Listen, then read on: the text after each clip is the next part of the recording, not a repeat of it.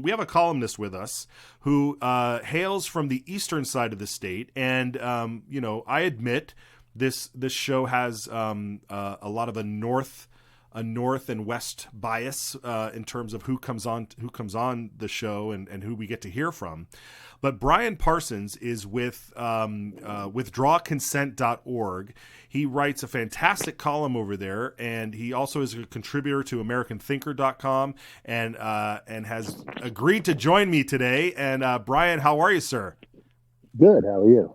I am well. I wanted to check in with you because you're in a part of the state that has a lot of folks who don't seem to be as conservative as some of their counterparts in the North or in the West, and that goes from down to the committee level all the way up through the legislature and even into Congress, as you're in Congress in Mike Simpson's district.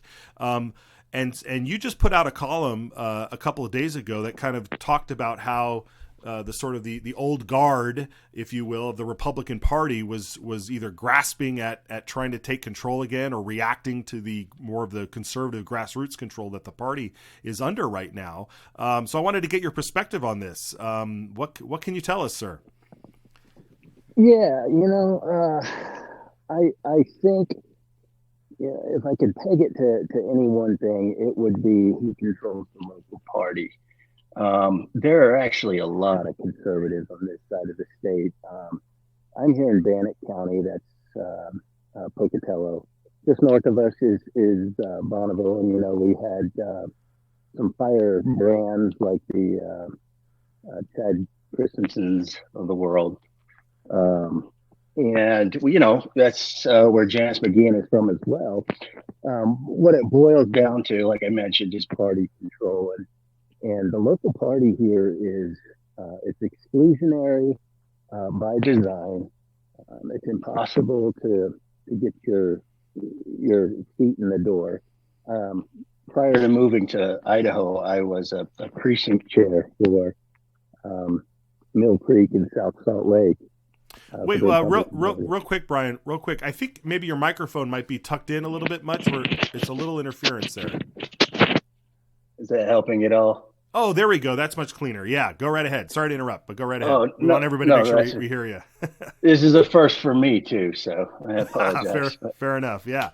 But I was in Mill Creek in South Salt Lake. I was a precinct chair there. So when I moved to Southeast Idaho, it was my intention to help any way that I could. And so I sent emails. I tried to make phone calls, reaching out to our local representatives, especially after I had some issues and I needed help getting them responded to.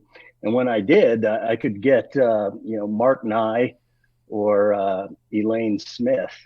She's retired. He's now deceased, but, they would respond to my calls and my emails, but Dustin Manwaring wouldn't. If he finally did respond, he wasn't much help at all with anything. And so I tried to get involved with the local party to see if we could fix some things. And they just make it extremely impossible. I mean, they don't publish calendars of events. They don't, it's my understanding, they don't communicate well with their committeemen to let them know about meetings. And so we get these surprise quarterly central committee meetings. And so that's got to change. And, we've got some things in the works. We're trying. We're making some inroads. We've got a great county commissioner here in John Crowder, and he's established a conservative coalition. And I believe to date we have roughly 400 members. So there's certainly a market for real conservatism here. Yeah. Wow. That's great. Yeah. I mean, and that's the thing. Like when people get motivated and they see some leaders pop up that can rally folks. I believe I've talked with John Crowder a couple of times over the past couple of years or so, and he's really been able to build this coalition. So good for you guys out there.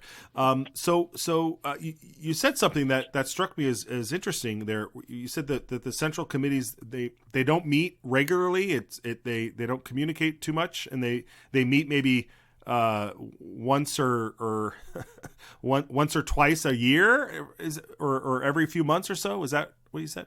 So I attended last month's meeting, and it might have been this month. I don't know, but it's my understanding that their intention is to meet quarterly on a regular year, and then monthly in an election year.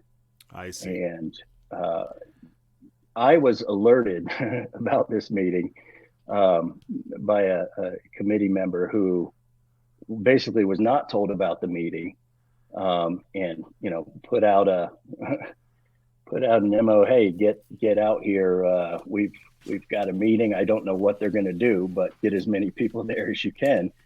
And so we showed up, and there was a lot of us. I'd say in the range of 30 to 40 um, coalition members, and there was only 17 committeemen present, and I think that's out of, I don't know, 55 or so. So they couldn't perform any official business.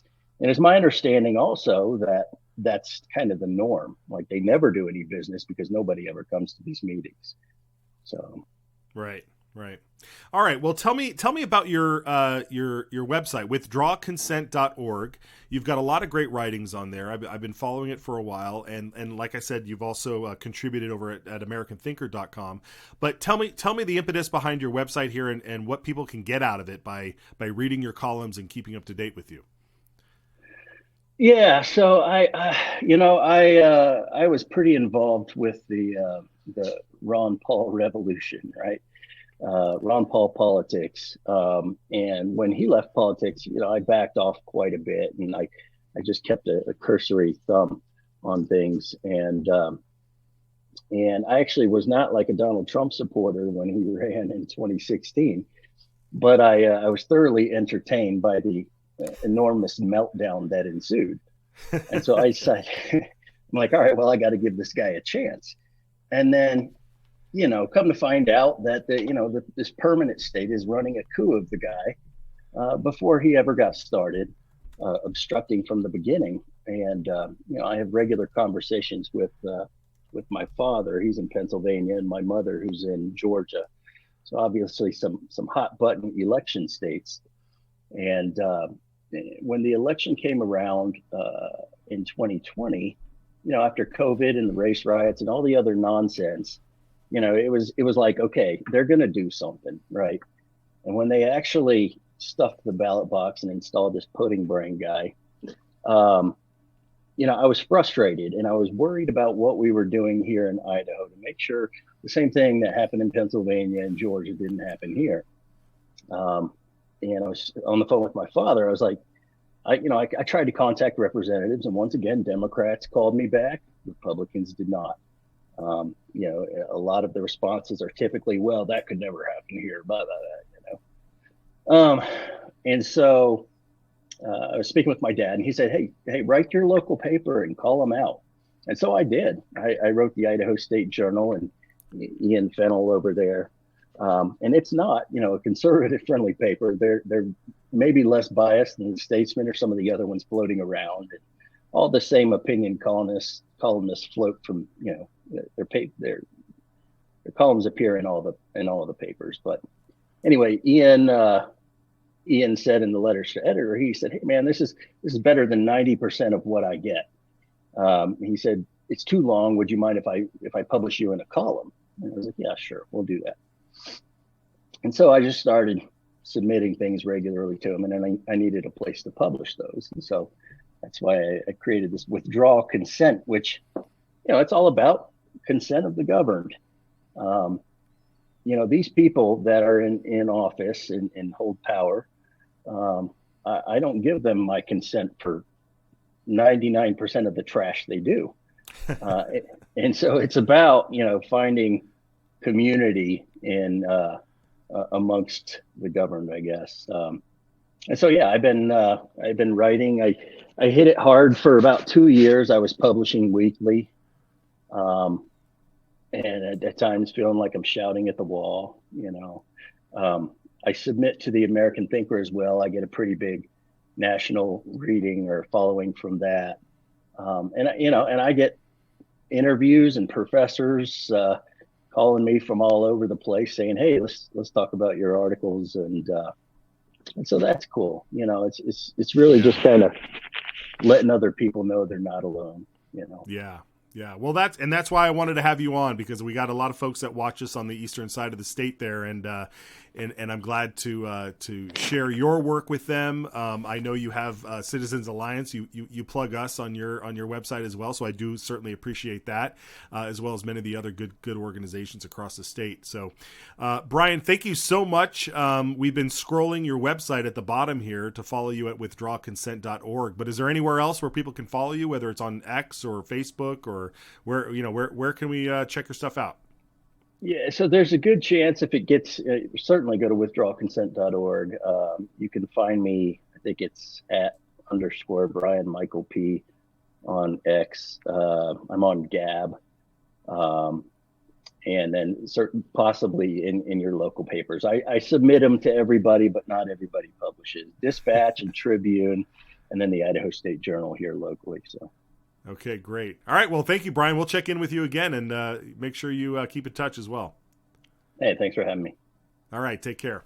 All right, folks, we got a lot still to get to, so we'll be right back.